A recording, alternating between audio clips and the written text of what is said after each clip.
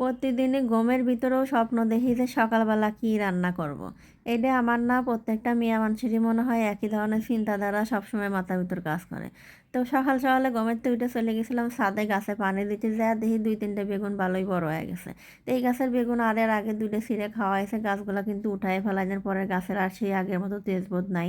তো এই গাছে কিছু ছোট ছোট বেগুন ধরছে, আর এইগুলা কিন্তু আমরা কই মরচি বেগুন, মানে মরিচের চাইতে একটু বড় সাইজের। আর এই বেগুন ভর্তা খেতেও ভালো লাগে, আর এমনি ঝোলের ভিতরেও কিন্তু দিলেও কিন্তু বেশ মজাই লাগে। তাই গাছগুলোর চেহারা কিন্তু আগের মতো নাই, যেহেতু অনেকবার উঠায় ফেলছে, গাছের উপর দিয়ে একটা অত্যাচার গেছে।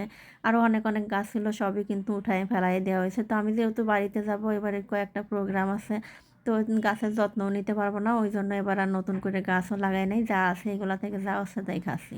তো বেগুন তুলতে তুলতে মনে হলো যে বেগুন দিয়ে ইলিশ মাছের ঝোল করবো। কচি বেগুন দিয়ে কিন্তু ইলিশ মাছের ঝোল খেতে মজা লাগে।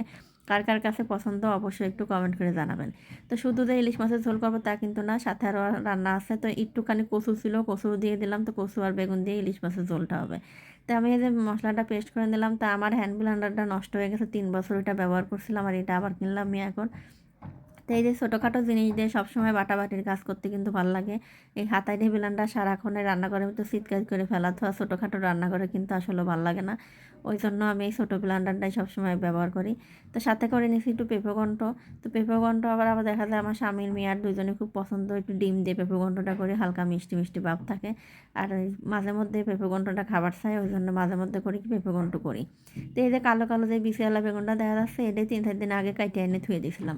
তো বেগুন কিন্তু কাইটে ফ্রিজে তুলে বেগুন ভালোই থাকে, কোনো ধরনের সমস্যা হয় না, কিন্তু ভিতরের বিচিগুলো একটু কালো কালো হয়ে যায়। তো 5টা বেগুন ছিঁড়ে নিয়ে এসে 2টে ভর্তা করে খাইছে, 3টে বেগুন আর 11টা ছিল, এই দিয়ে কচু দিয়ে হচ্ছে মাছ ঝোল করবো।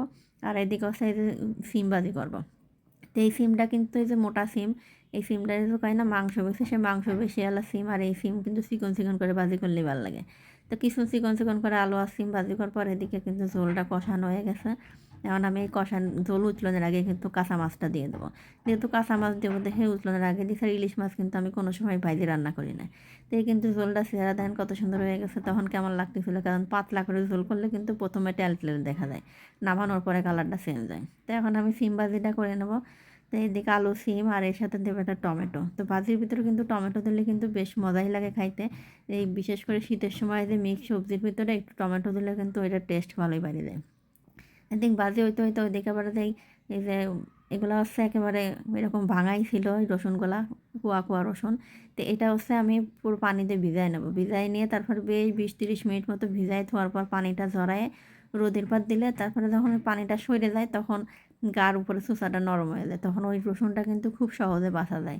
আর এই প্রতিদিন রান্না করবার যায় রসুন ছুলে, বিশেষ করে মাংস ডাল সব কিছুতে রসুন লাগে।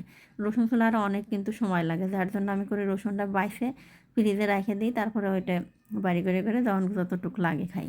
তো এই যে আমার এদিক ভাজি তরকারি যা যা রান্না করবো সব রান্না করা শেষ। তা আমি আবার পেঁপে ঘন্টটা 2 বাটিতে রাখলাম যা আর একদিন খাওয়ার জন্যে। আর এই ছিল আজকে আমার ভিডিও। তো ভালো লাগলে অবশ্যই একটা লাইক কমেন্ট করে দিবেন। ধন্যবাদ।